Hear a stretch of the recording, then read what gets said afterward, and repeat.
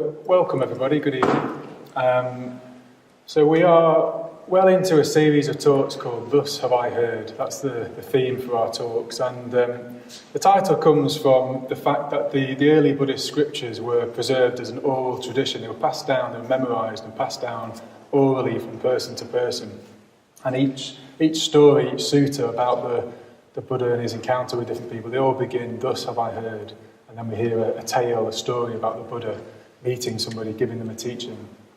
And essentially what we find, if you strip out some of the repetition and clunky translations in some of these suttas, what you find is tales of the Buddha just walking about through northern India and meeting lots of different people and trying to share his vision with them in lots of different ways. So already in the series we've had some stories about the Buddha teaching mindfulness to people. We've heard about the Buddha teaching, what have we heard? About second arrow, the sutta of the second arrow or the second dart, and the stories we tell ourselves. We've heard about last week about the Buddha teaching a householder and a king. So each week we're hearing about different encounters and different teachings from the Buddha. And I've been asked to talk this evening about two different suttas, and one of them is about fear, and the other one is about death. So hopefully it'll be not as depressing as it sounds. Hopefully I'll try and make it light.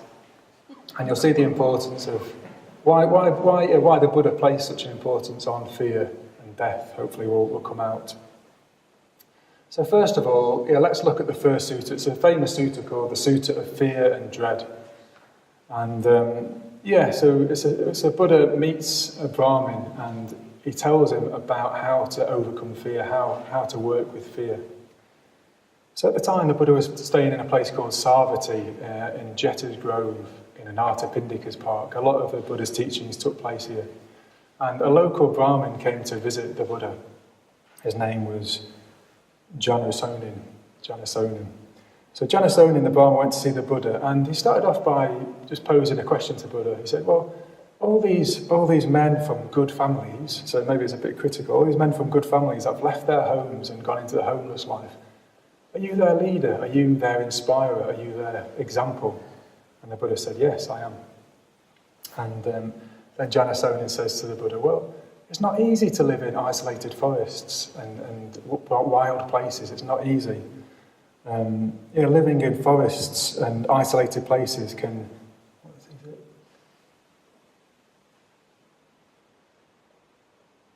they can plunder the mind of one who is not concentrated, these wild places, these scary places, living in the forests. So the Buddha speaks to Janasonin and he says, well, before I was enlightened, before I was the Buddha, I had the same kind of thoughts, the same kind of questions. Basically, it's quite scary to go and live a homeless life, to go and live in a forest in wild places. And the Buddha kind of tells Janasonin how he practiced in this way, how he practiced it before he was enlightened. And first of all, he talks about some of the thoughts that arose from him. The first thought that arose from him was, a lot of the things people get frightened about, I don't get frightened about, basically. So he gives a whole list of all the kind of things that cause fear in people's minds, and there's things like envy, ill will, jealousy, covetousness, and the last one is just being a drooling fool, a drooling idiot, is the last one. And the Buddha says, well, I'm not any of these. In a sense, you get the sense of the Buddha being already pretty highly developed on the start of his path. He doesn't experience ill will, covetousness, jealousy, but he still experiences fear. And he wants to overcome this fear. He wants to master this fear, to subdue this fear. So then another thought arose to the Buddha. Well, suppose on a special night of the moon, I go to some of these scary places, some of the awe-inspiring places that make your hair stand on end, places, different types of shrines in parks, in forests. Perhaps I would get to see fear and dread.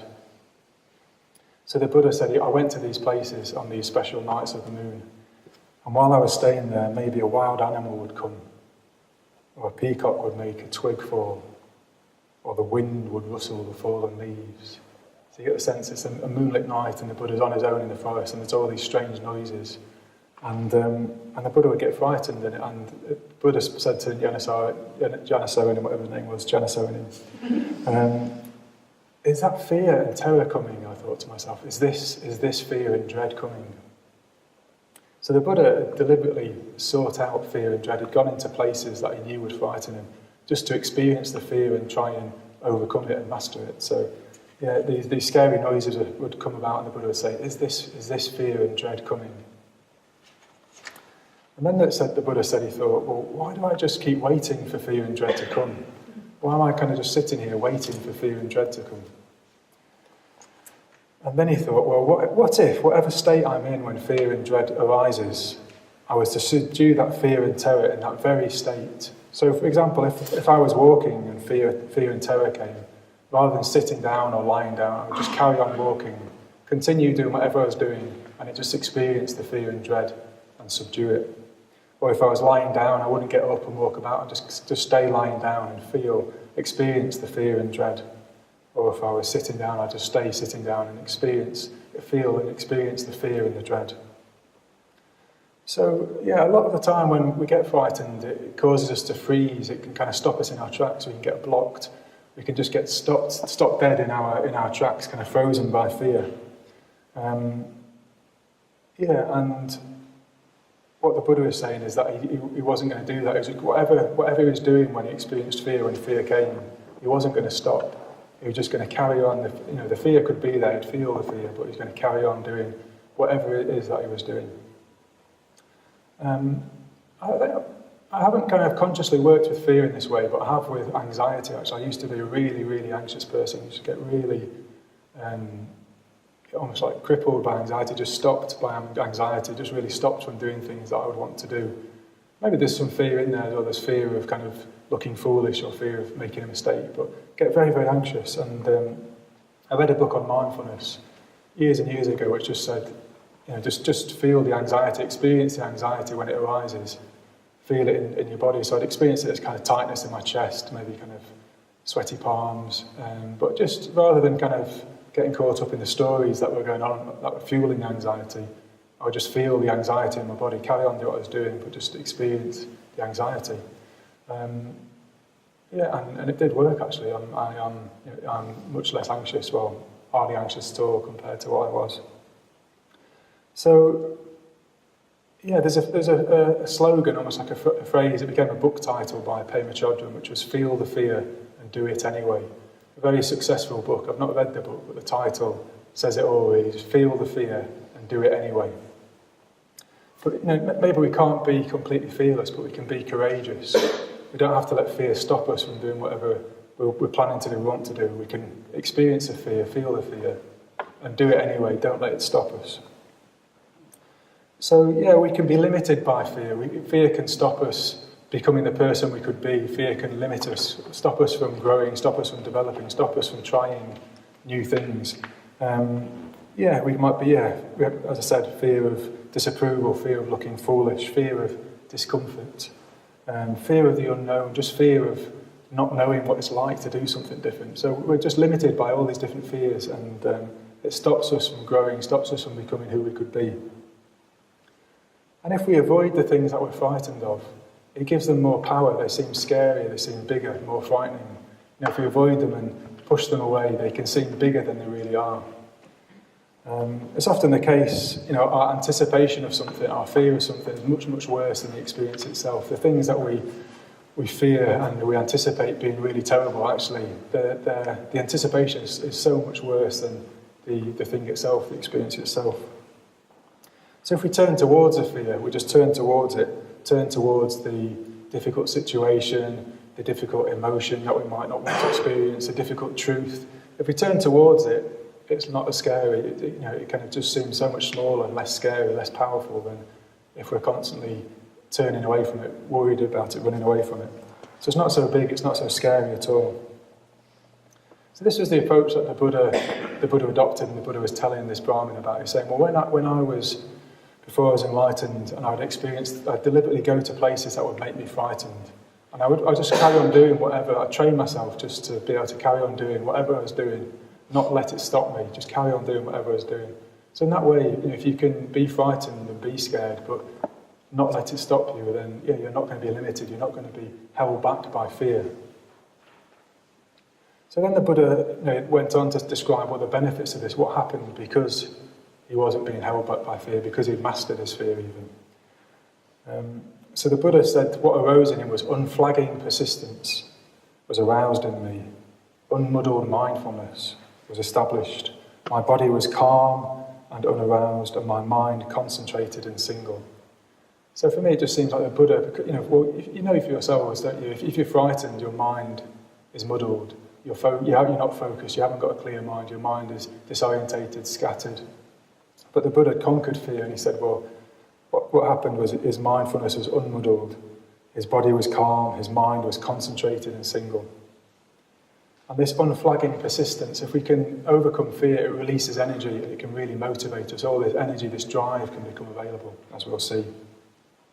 And the Buddha also said that this led to just a series of, he described it leading to a series of higher and higher states of consciousness. And eventually it led to his enlightenment, to his awakening.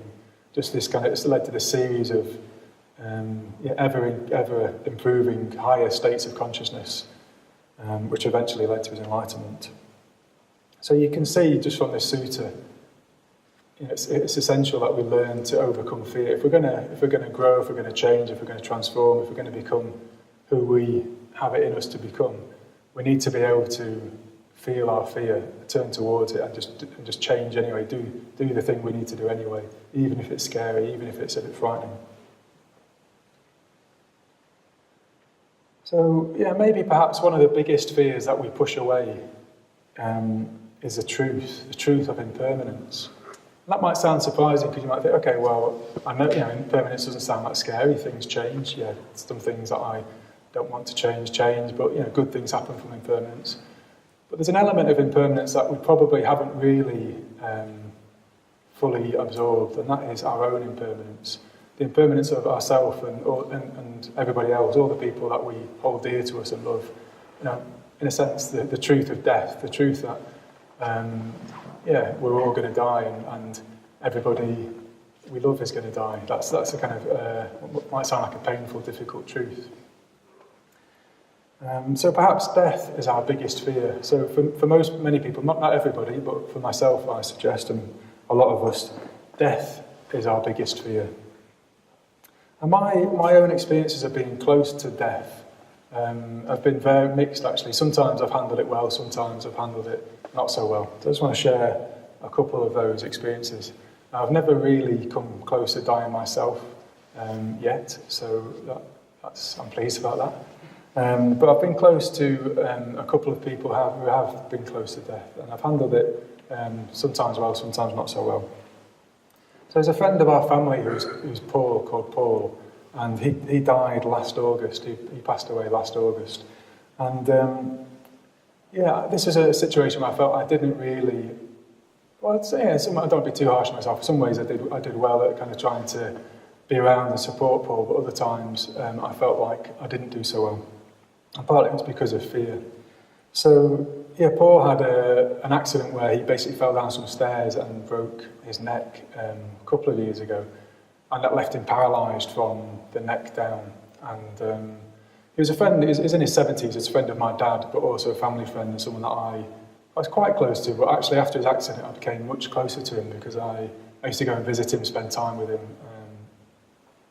It's got, in a sense, that was one of the things I'm pleased about the way I handled that, is I did go and visit Paul and try and support him and his wife, and felt I got closer. I got to see him more closely because of that. But maybe 2 or 3 months before he died, Paul, I think it was via my mum. Paul knew I was a Buddhist and an order member and meditated. And one of the things that was very good about him was he was in intensive care after his accident. But he told his wife that not to forget my birthday. He knew it was my birthday. And in June he said, "Don't forget Bodhinaga's birthday." So he was a very thoughtful person, but he knew it as a Buddhist, and he asked if I could maybe teach, or it suggested, I don't know if it was by him or someone else, I'd try and teach him to meditate, to try and deal with fear and anxiety in a way, the kind of fear and dread around his illness. Sometimes he'd just get very anxious and fearful about what might happen to him. And he asked if I could help him by teaching meditation. I tried actually. I went to see him one time and tried to teach him to meditate, but I just didn't really know what to do because he was paralysed from the neck down and couldn't really do a body scan. I wasn't really sure how to help him. And I had some helpful suggestions to him, but I left feeling just kind of a bit overwhelmed and a bit anxious by it. And then I didn't go back and help him anymore. I met him a couple of times afterwards, and then when he died, I just felt this regret that he'd asked for help, and I think because of fear and anxiety around death, the kind of, I suppose, maybe just perhaps being close to someone who's dying or very ill, it can just put you in touch with your own mortality, your own kind of frailty. I don't know quite what the reasons were, but I regretted not helping him more, not being able to help him more when he'd asked for help. And then the second example is another friend of mine called Sue Siddy, who some of you might know. So Sue Siddy is an order member who was, in fact, he was a key member, order member in the Sheffield situation in the early days. He was the first chairman of the Sheffield Buddhist Centre, and really helped to kind of establish and set the foundations for our Sangha, which we enjoy today. And was very, very generous. Actually, he paid for basically most of this building. He paid for out of his salary, I believe, I understand, effectively. So after we were ordained, Maitridasa and I are 6 today, so this is a kind of cheery thing to throw in when we're talking about death. Maitridasa and I were ordained 6 years ago. So shortly after we came back from our ordination course 6 years ago, I learned that Sue Siddy wasn't very well. He'd had a kind of problem with his back, and it turned out that he'd had a tumour or some kind of growth on his back, and he had blood cancer. He had a myeloma, blood cancer. And again, Sue Siddy was a kind of friend and a mentor of mine, and what I just found is that I just didn't want to go and see him. I didn't want to visit him or spend time with him. So about 6 months went by, and I hadn't been to see Sue Siddy after I got back from Gokiloka, and I just felt really ashamed about it. That actually, kind of, this guy's really helped me. He's a friend of mine, and he's sick, and I've not been to visit him. So I kind of confessed this to kind of my chapter, the order members in my chapter, and I thought, I want to do something about this. So since then, I just made a commitment just to meet Sue Siddy every week. I kind of met Sue Siddy once a week for the last 5 years, really. I've kept that up, just kind of met with him every week, once a week, and that's been really good for both of us. Actually, I think it's been very helpful for him. It's also been, it's enabled our friendship to deepen. So initially, I felt like I hadn't handled that so well, but I kind of learned, and after the first 6 months, I kind of felt regret again at how I'd handled that, and then since then, I have made a kind of regular commitment just to see Sue Siddy and support him each week. And so a couple of examples. I think both of those examples, it was, I think maybe just a discomfort around being around somebody who was ill or maybe dying. I just didn't want to go there. I just didn't want it. Kind of maybe it put me in touch with my own immortality. That's not what mortality is. That one, isn't it? I'm not immortal. Mortality. Anyway, it provoked fear. I've said already I'm going to die, so I'm not immortal. But there's fear around death. So we don't like death. I mean, it's probably obvious to say we don't like death. We don't like to talk about it. We don't like to think about it. We don't like to be up close to it. We don't like to be near to death. You might have found it uncomfortable me talking about death just now. I don't know. Different cultures approach death differently. They handle death differently, approach death differently. So if you're in India, or I found out recently somewhere like Mexico, when somebody dies, they're paraded through the streets sometimes. Their dead body is paraded through the streets. You're in very close proximity to death, to the person who's died. Apparently in Ireland, sometimes people will just sit with the dead body in their living room for, and life will go on around the dead body for the dead person for a few days after their death. But I think in the UK, we handle it very differently. It's quite sanitised. If someone dies, they get zipped up into a bag, they get put into a morgue and tidied away with other dead bodies. Their coffin, we don't see the dead body, the coffin is closed. So we kind of, in a sense, it just reflects in our culture. We don't like to be reminded about death. We don't like to have death near us. We like to have death at arm's length, really. And maybe that gives us a false sense of security that we can somehow keep death at arm's length if we're not close to it, if we don't see it. So why would it be helpful to think about death? Why did the Buddhists, why did Buddhists contemplate death? Why is it seen as something helpful to do? So I want to just give another example, another story. And this is a story of an actor and musician, a man called Wilko Johnson. And he was a member of a group called Dr. Feelgood in the 1970s. And then more recently, you might have seen him in Game of Thrones. I'm a fan of Game of Thrones, and he's a character called Ilan Payne, the executioner. Wilko Johnson, maybe about 4 or 5 years ago, he was told by doctors that he only had a year to live. They discovered a very big tumour in his stomach, and he was going to die. He only had a year left to live. And he gave accounts to reporters about his response to it. So he said, when the doctor told him he had a year to live, I just felt absolutely calm. I didn't flutter. I walked outside, and it was a beautiful winter's day, and I just felt this rush of elation. I was alive. And he said, normally I suffer from depression. Normally I'd be worrying away about some rubbish. And now suddenly nothing mattered. I realised you're alive and you're existing in the moment. You're not worried about the tax return. And it's a bloody good feeling being alive. Sometimes the feeling is almost ecstatic, and I can say I haven't plunged into despair at all. So this was a man who suffered from depression, and then the realisation that he was going to die made him feel elated. Suddenly he just felt so alive. He'd never felt that alive before, and he just really appreciated his life.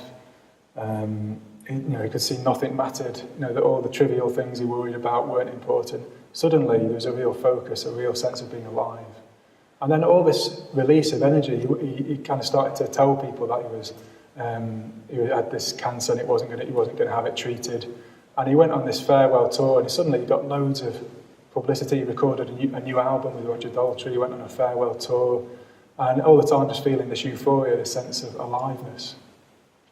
And then one of his fans was an oncologist, a cancer doctor, who went to see him backstage after a show to say, well, actually, if you had the cancer you said that they've got, you'd be dead by now. And he had some more tests and he discovered it was curable. The cancer he had was curable. He wasn't going to die. And they operated on him and they cured it. He's still alive. And what happened was he became depressed again, unfortunately. So he's kind of now dealing with this big anticlimax of having told the world he was going to die and then not dying.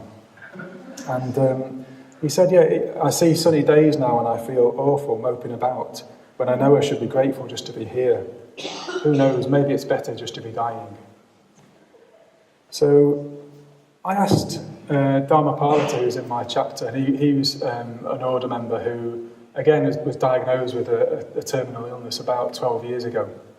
And he was given about 2 years to live. They said, well, you probably live about 2 years, and he's still going relatively strong.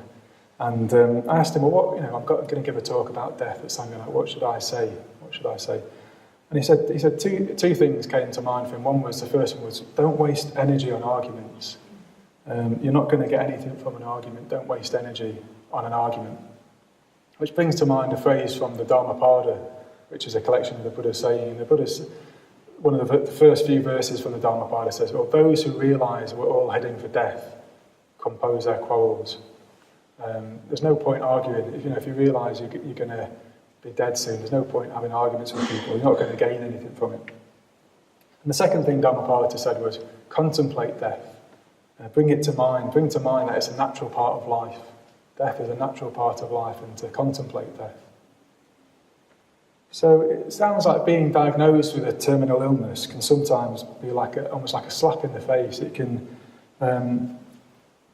make you feel vividly alive and give you a release of energy, a drive, a motivation and energy. So it's not really a joke. There's not a joke, but for some reason it feels like a punchline. But the punchline is that we've all got a terminal diagnosis. That is the kind of Buddhist perspective. We're all, in a sense, we've all got that diagnosis. We're all going to die, and we don't know when. That's the kind of the absolute truth of it. We have this sense that we're going to live forever. We could live to 80, to 90. But the truth is, we could die tomorrow. We could die in a week, 2 weeks. We just got absolutely no idea how long we're going to be alive for. So in a sense, Wilko Johnson thinks he's cured and he's depressed, but he might as well still, be living in the moment, be still having that sense of aliveness. And that is in a sense why Buddhists are encouraged to contemplate death, because if you really, can really see that truth of the kind of the impermanence of life, we don't know how long we're going to be alive for. Well, the result is just the same as the result for Wilco Johnson, is that you really feel alive, you really feel grateful, appreciative of life, and it gives you an urgency, a motivation, a drive to get on with what's important in life. So it's very valuable actually to be in that state where you're really in the moment, really alive, really living your life. And that comes from really accepting the fact of your death, actually. Yeah. So if we can contemplate death, it can help us to live well, to really live well, and have the motivation to seize the moment, seize the day, to have a sense of urgency. So maybe Wilco Johnson is right, maybe it is better to be dying, in a sense that maybe having that sense of, we're not going to live forever, but maybe having that sense is better. Okay, so we contemplate death, we have a sense of urgency, and energy is released. What should we do? If it makes us really alive and wanting to make the most of our life, what should we do with it? What should we do with our life that is so precious and we don't know how long we're going to have it for? What is the best thing to do with our life? Okay, so to answer that one, I would like to talk about the second sutta, the second story, where the Buddha meets a man called Mahanama. So you might remember Mahanama. He was the man right in the very first talk Vedanta gave in this series, and Mahanama was a householder disciple of the Buddha in Kapilavastu, which is where the Buddha was born and grew up.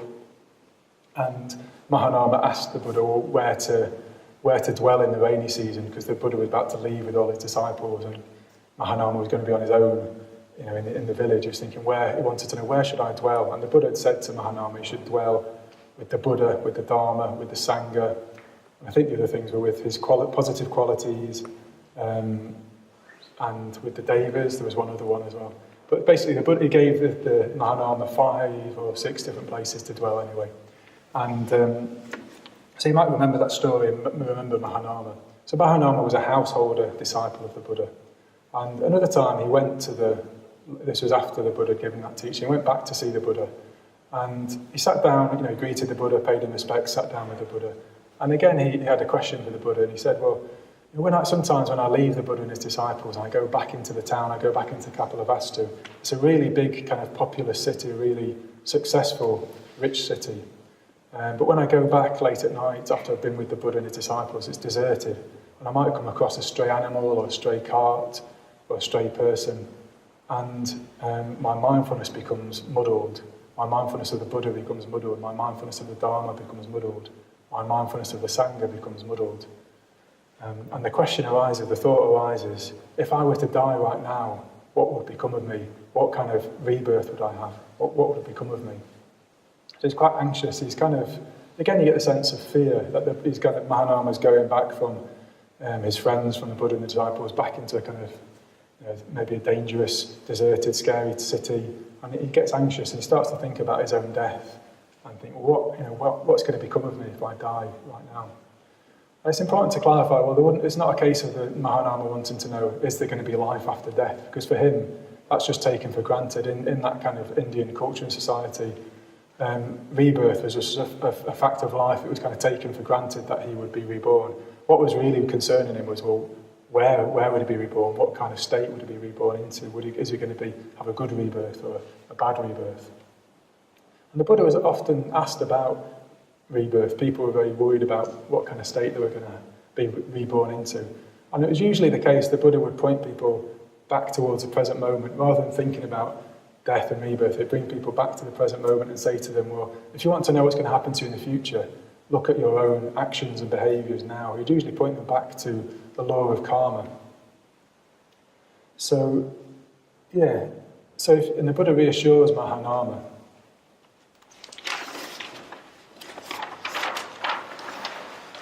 So the Buddha reassures Mahanama, says, don't worry about your rebirth will be a good one, don't worry about it, Mahanama. So he says, a noble disciple, a disciple of a noble one, or a noble disciple, possesses 4 things. And the 4 things are confidence in the Buddha, confidence in the Dharma, confidence in the Sangha, and virtuous qualities which are dear to the noble ones. So he's saying that a disciple of the Buddha possesses confidence in the Buddha, confidence in the teaching of the Buddha, and confidence in the Sangha, the community of Buddhists. And he also possesses virtuous qualities which are dear to the noble ones. So by that you could think of the positive precepts, you could think of love, kindness, generosity, truthfulness, awareness, contentment, these virtuous qualities. And then the Buddha asks Mahanama, so I suppose there is a tree, and the tree is slanting towards the east, and it's leaning towards the east, and it's sloping towards the east. When its root is cut, which way will it fall? Mahanama says, well, it will fall in the direction that it's leaning and sloping and slanting. And the Buddha says, well, in the same way, a noble disciple who possesses these four qualities will incline and slope and lead towards enlightenment. Yeah. So what he's saying to Mahanama is that through practice of Buddhism, through developing these qualities, having confidence and commitment to the Buddha, Dharma and Sangha, through your practice you're building up momentum, you're building up positive habits, positive momentum, and it's as though you're kind of leaning in the direction towards enlightenment. In a sense, if you want to predict what your future holds for you, look at what you're doing in the present. This is the law of karma. This is what the Buddha kept telling people about the law of karma and rebirth, is that if you want to know what's going to happen in the future, you need to take charge of this law of karma and act in a way that will cultivate virtuous qualities. If you make wise choices in the present moment, then you will cultivate a better future for yourself. So in the time of the Buddha, in that culture, people believe strongly in rebirth, but in our culture, we don't. And you don't have to have a belief in rebirth for the law of karma to be valuable, or for it to not be an undeniable truth. The law of karma is an undeniable truth, and it can be observed just in this lifetime and in this moment. So you could see it as a metaphor. We're constantly being reborn, moment by moment. New versions of ourselves are being reborn and created, and they're being created by the decisions we made in the past, and the decisions we're making now. The choices are going to create new versions of ourselves. Moment after moment, we're being created over and over again, depending on the choices that we're making, and that's how the law of karma works.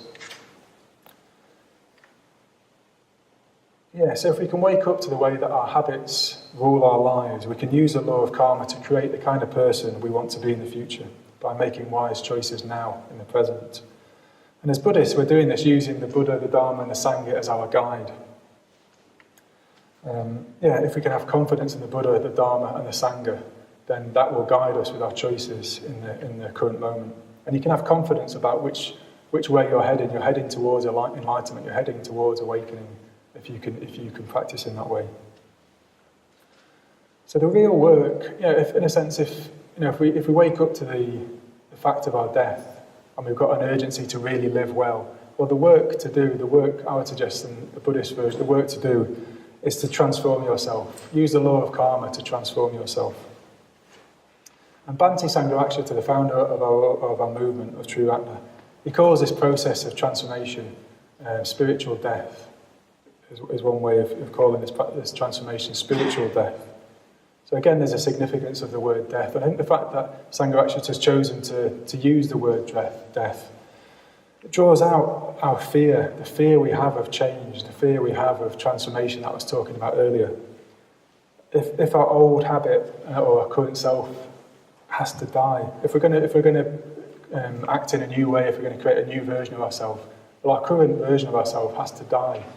And that can feel very frightening. So often if we're not aware of this, we can just tend towards what's comfortable, what feels less threatening, what we know. So there can be a real, in the same way we fear our physical death, we can fear spiritual death, we can feel change, we can fear transformation, spiritual death. So it's as though we're trapped in our old habits, old versions of ourselves through fear.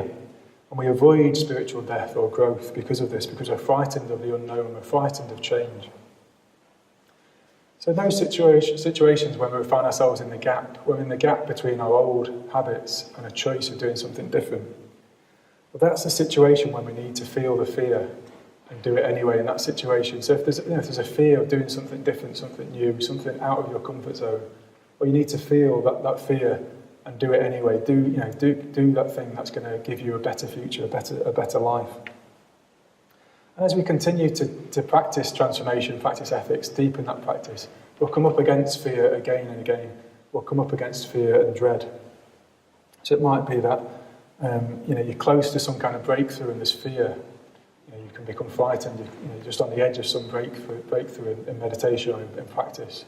Maybe in your ethical practice you spot some habits that you don't like about yourself, some ugly habits, and you're frightened of that. You become almost repulsed by that. But over time, as you get used to it, it's not so scary actually. Just these breakthroughs or these things we spot about ourselves that we don't like, it can actually become exhilarating. Or you can think, great, another habit to change or something I can work on. Another breakthrough, another glass ceiling to smash through, to break through.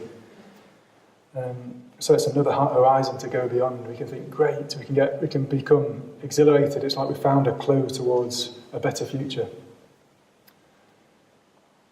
So if we can accept that death is a natural part of life and we can get a sense of urgency from facing up to death, well, what is it that we need to do? We need to face the fear of change, the fear of spiritual death, and then we can be truly liberated to live well, to live really well.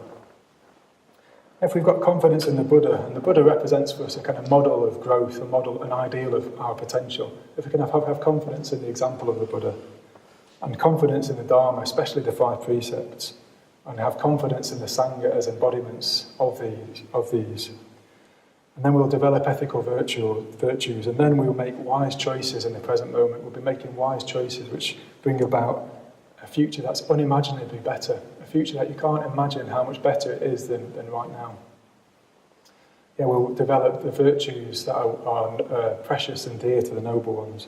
And this is how karma works, and this is what life is for. For me, this is what life is for. This is what life is really about.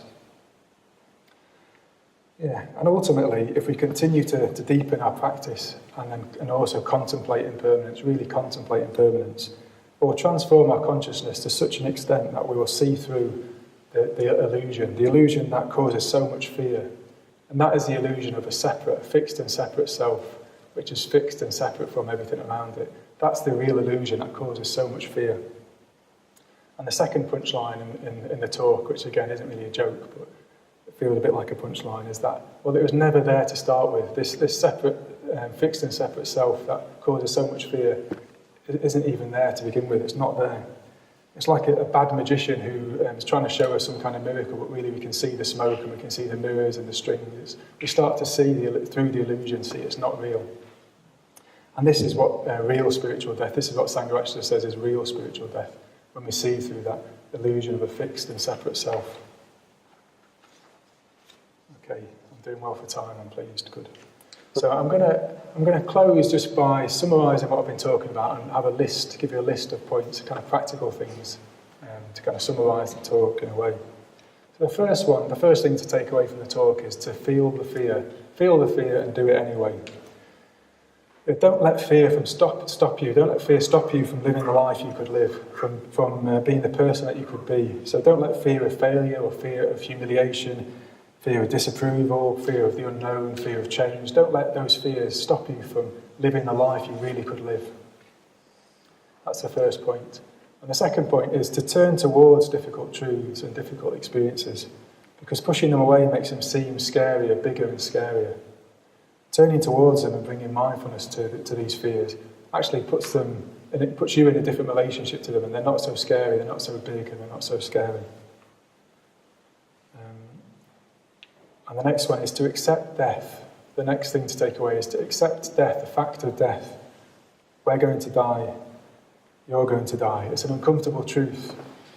And again, it's a truth that gets bigger the more we push it away. If we fear death and push it away, well, it just feels scarier. It feels scarier than it needs to be, actually.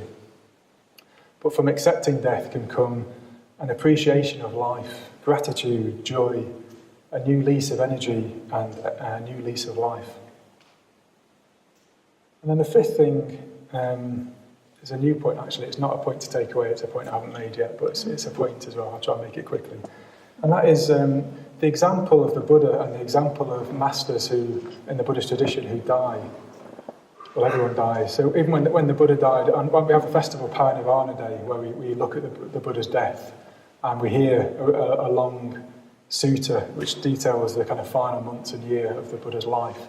What you're getting is an example of how to die consciously, really consciously, deliberately. The Buddha is just really fully aware that he's going to die the final year of his life. And he dies with full awareness of it. He's completely aware, mindful of his death for the final year of his life. Just a really inspiring example of how to die well. And then one of the Buddha's teachers, Dada Rinpoche, I was reading his life story recently again.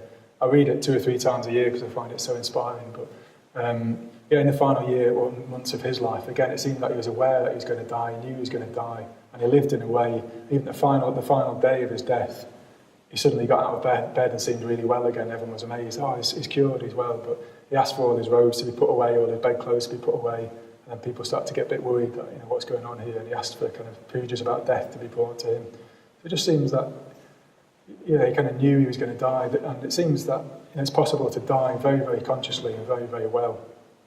And we're not going to be at that stage of awareness where we kind of can live and die in that way. But one thing we can do is to be conscious of our death. And I saw Kevin earlier today, who's here somewhere, and Kevin said, well, what people can do is to write the best love letter you can write, which is actually a will. You could write a will, which is the best love letter you could write, because what it does is it leaves behind, well, no mess. Your death is prepared for the people who you care about, and you're leaving them. You're leaving things to the people you love. So if you can write a will, then it means that you're consciously prepared. You're going to leave a better situation for the people who die. For people you love after you die. Okay, so that's the 5th one. And then the next one is that the next thing to take away is when you accept death and live from that fact, well, then you can be fully alive. Then you're kind of liberated to be really fully alive, to seize a day and have a sense of urgency, just to kind of get on with it, really. And if it's not going to be you, then who's going to do it? If it's not going to be now, then when are you going to do it? So, to have that sense of urgency, just to get on with it. And then the final thing to take away as a kind of summary would be, what is it to get on with? What is it that we need to get on with? What is the task of life? And from a Buddhist perspective, the job in life the purpose of life is to use karma, use the law of karma, to create a really wonderful consciousness, a truly wonderful consciousness. Live in the gap, have confidence in the Buddha, the Dharma, and the Sangha, and commit to the 5 precepts, developing these virtuous qualities. And if you want to see what confidence in the Buddha and Dharma and Sangha looks like, well, come to the Mitra ceremonies next week. Because when people become Mitras, what they're doing is they're expressing confidence in the Buddha and the Dharma and the Sangha, making a public declaration that's what they want to provisionally commit to living by. So come next week to find out more about what that looks like, having confidence in the Buddha, the Dharma and the Sangha. So being close to death can make you more vividly alive and really appreciate your life and the beauty around you. If you're afraid of dying, then you're going to be afraid of really living. So if you can look death in the face and accept it, then you can make something really great out of your life. You can make an impact on the people around you. So grab life by the balls and do something that you really want to do with your life. Do something that you really want to do. And maybe we won't rid ourselves of fear, because it's a very natural response to the unknown and to change. But we can start to relish those situations, those existential crossroads, and we can become courageous and go deeper, go further. So if you've been coming for a while, well, you might want to become a Mitra. If you are a Mitra, you might want to ask for ordination. If you've asked for ordination, well, get on with it. If you are an order member, well, cultivate insight, become a stream entrant. Let's have confidence in the Buddha and in the Dharma and in the Sangha. And let's get out of the bunker, over the top and into the mystery.